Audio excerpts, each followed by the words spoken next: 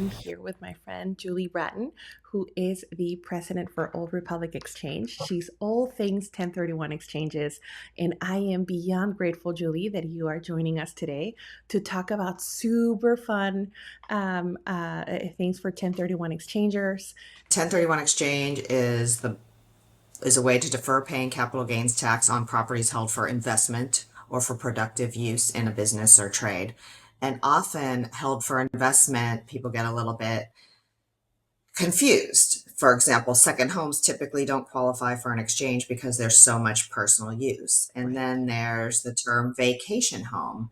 And people say, oh, does a vacation home qualify? And I think the real question is if it's your vacation home and an investment property combined, how much can you use it? Use it. Exactly. So the IRS wants to see you hold it for 2 years. And in each of those years, accomplish two things. First, rent it out to somebody for at least 14 days. Right. 14 days. And then the question again is how much can you use it? It's Mhm. whichever is greater, 14 days or 10% of how many days you actually rent it. For example, let's say you rent it 300 days out of the year. Mhm. Obviously, 30 is greater than 14, so you can use it 30 days. So that's the formula and the method to the madness behind the vacation home revenue ruling. Basically, they don't want to, if you ever get audited, you don't want the IRS to come to the determination that you really are using it for personal use rather than investment. Right. Right. All right. So sometimes people will call me and say, oh, I have a second home. Second homes don't qualify for an exchange because there's so much personal use. And I said, well, how much time do you actually spend there? Because some people like to call it a second home because it sounds so glamorous. But Right. if it really falls under the vacation home lane, let's get it in that lane so you can have a successful 1031 and defer paying the tax. And that's why you're the expert, Julie. So a lot of people they don't know how to navigate these matters, and you're like my highest referral for the Big Island. Oh, Um, thank you. Yeah, sometimes it's just a matter of semantics. If I ask just a few more questions, I mean, clients, sellers, sometimes they don't even know what information we need. So right, and they only tell us what they think we need to hear. But if I ask just a few extra questions, I can probably lead them in a better direction. right. I think that you hit the personal use question that comes up very often. What documentation should the seller have in place to prove compliance for the relinquished property? I don't ask for this, but Okay. I believe that if the client gets audited, Hmm. they might have to show proof of intent to hold for investment. So to me, rental income is the best proof. You're Hmm. reporting your income, you got proof. Right. Um, Rental agreements, do you have them? Are you actively marketing your property for rent with a property manager or something like that? I mean, you need to show intent to hold for investment. Right. So the best, if you get on, so the best proof is rental income because you have a Excellent. paper trail. An attorney once told me the person with the most paper wins. So make sure you have a good paper I'm trail on your prepared. intent to hold for investment. So again, it's not a requirement to actually rent it, but how are you going to prove your intent to hold for investment? For example, vacant land qualifies and you can't rent that out. Hmm. So in those scenarios, you're holding it for appreciation. Hmm. Hmm. So, I mean, these are conversations that I kind of throw back in the seller's lap to speak with their CPA to make sure it qualifies. I But love that. CPAs do taxes every day, but they don't do exchanges every day. So sometimes they need a little guidance as well, just to a refresher on the rules. Right. So I'm happy to talk with the clients' CPAs too, so we can have a little banter back and forth so they can best advise their clients how to move forward. I love that, Julie. And the fact that you are getting professionals into on the same page, right? Before so that everybody understands what the goal for the client is. I think. Exactly. And I mentioned this yesterday to a client because she Mhm. was getting lots of information from many people, not just realtors, but lenders and, Mhm. Mhm. termite people or whatever. There are Right. so many real estate professionals in one transaction, Yes. and everybody is a professional in their own lane or their Yes. own field. But when Mhm. there's an exchange going on, people really need to talk to each other because something that somebody does in their everyday business like a lender. And me, I'm the 1031 girl. Then there's the CPA, you're the broker. Everybody has their lane, but something that we all do in our everyday business could affect the exchange just like that. So that's why it's really important for the consumer to know there's a lot of people in the transaction. The more we get together and talk to each other, the safer they're going to be moving forward. That is amazing, Julie.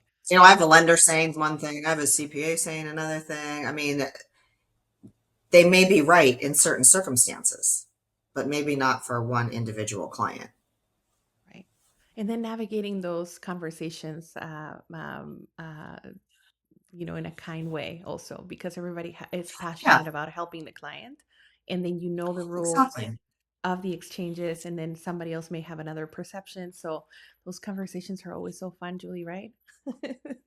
Right. But I mean, my line really is, we don't need to throw anybody in front of a bus. I mean, Yeah, that of course. scenario could be good for one person Yeah, and that would be right. But in your scenario, we might have to look at it a little bit differently. I mean, not no transaction is the same. no transaction is the same.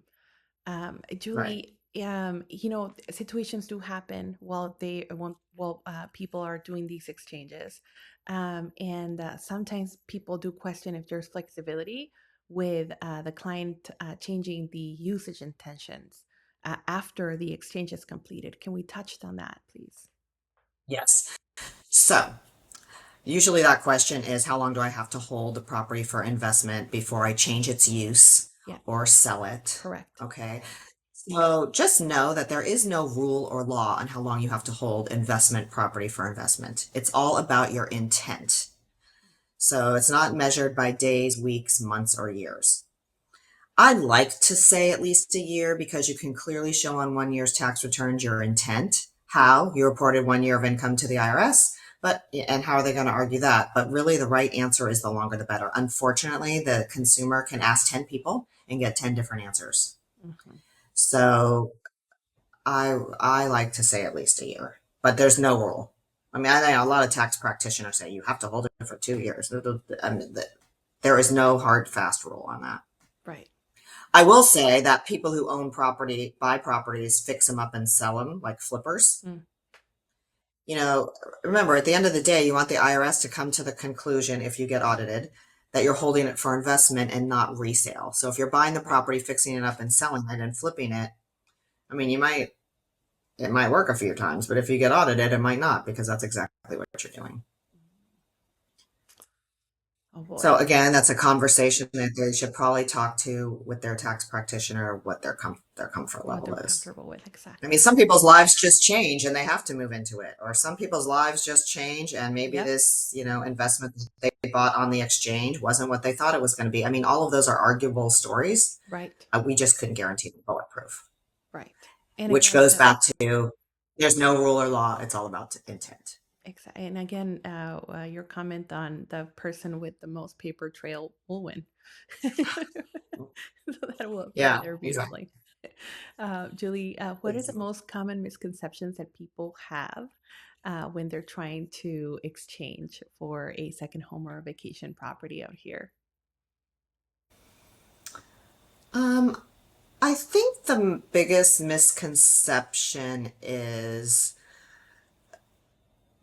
how much the usage. Everyone's really concerned about the usage and how Yeah. much they can use it. And Right. can they let their friends and family live there? I mean, so let's say they buy a property and they're letting their friends and family live there or use it. They should be charging fair market value and rent or something that looks like fair market value. So if they do get audited, it is a legitimate investment. I mean, I think that's really the biggest quandary people are in. Hmm. How much do I have to rent it, or how Right. much can I use it? Right. It's in Hawaii. This is great. I want to come visit my property. How much can I only stay there for 14 days? I mean, people are intense about that. Right. Right. Well, I think Julie, the hardest thing about an exchange in general, though, not a misconception, but kind of off that subject, is finding a replacement property in 45 days. yes.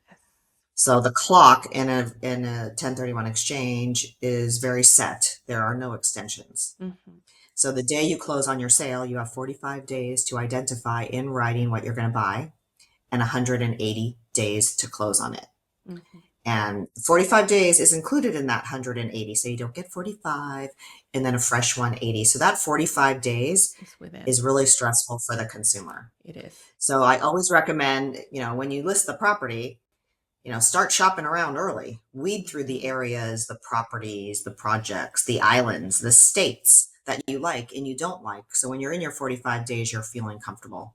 Exactly.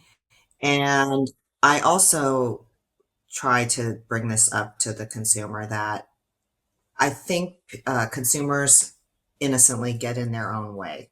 Hmm. They start looking for perfect. Hmm.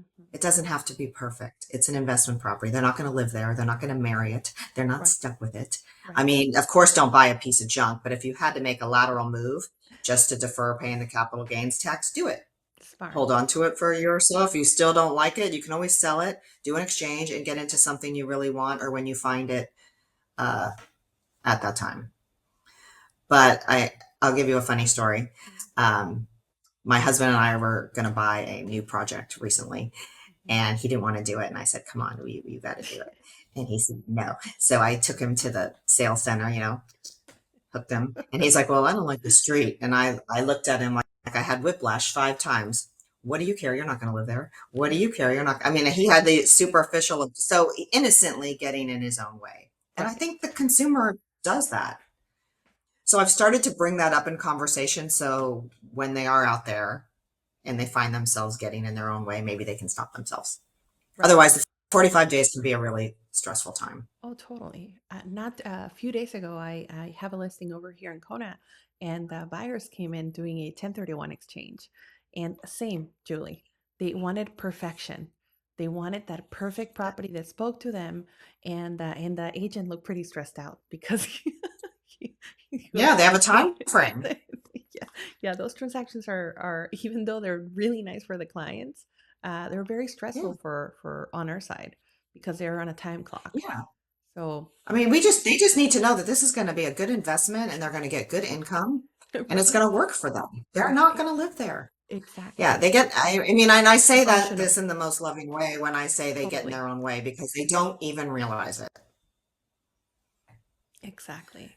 And They, and they sometimes don't it's just hard get for in the their agent, way. not you, because you're a consummate professional, but some agents don't know how to keep their client On a on the right timeline. path Yes, mentally in an mentally, exchange, exactly, searching for a replacement property. exactly, exactly. And I But think, you know, you have the eagle eye for that.